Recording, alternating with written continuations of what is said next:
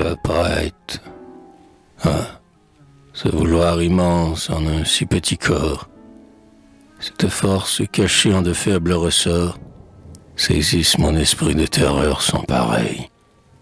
Et je sens que le monde, en toutes ses merveilles, ne nous présente pas de prodiges plus beaux et de leviers plus forts que l'homme et son cerveau.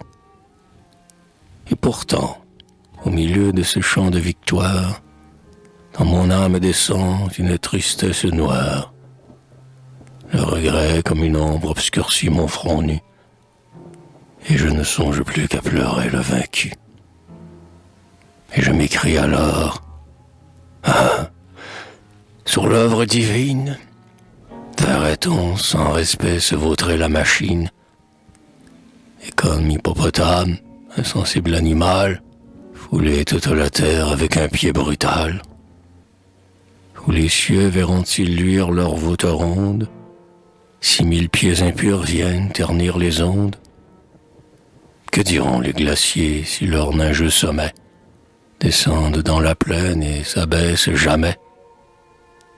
Et l'aigle, si, quittant le pays des nuages, aux dieux brûlants du jour il ne rend plus d'hommage, mais la grande verdure et ses tapis épais, et les hauts monuments des antiques forêts, les chênes, les sapins et les cèdres immenses, le plein déroulement de toutes les semences, si l'active matière et une vie ne croît que par l'ordre de l'homme au signal de son doigt.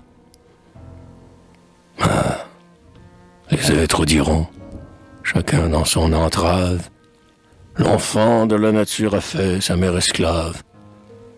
Ô nature, nature, amante des grands cœurs, mère des animaux, des pierres et des fleurs, inépuisable flanc et matrice féconde, d'où s'échappent sans fin les choses de ce monde.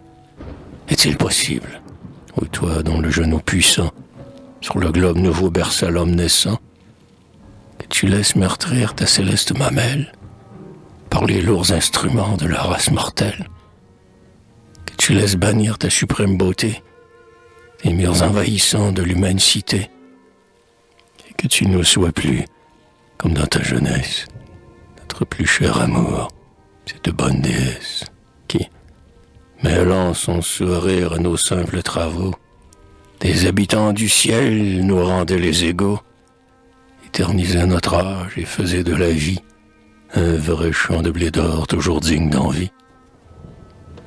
Hélas, si les destins veulent qu'à large pas, fuyant et reculant devant nos attentats, tu remontes aux cieux et tu livres la terre à des enfants ingrats et plus forts que leur mère, ô nourrice plaintive, ô nature, prends-moi et laisse-moi verdure retourner avec toi.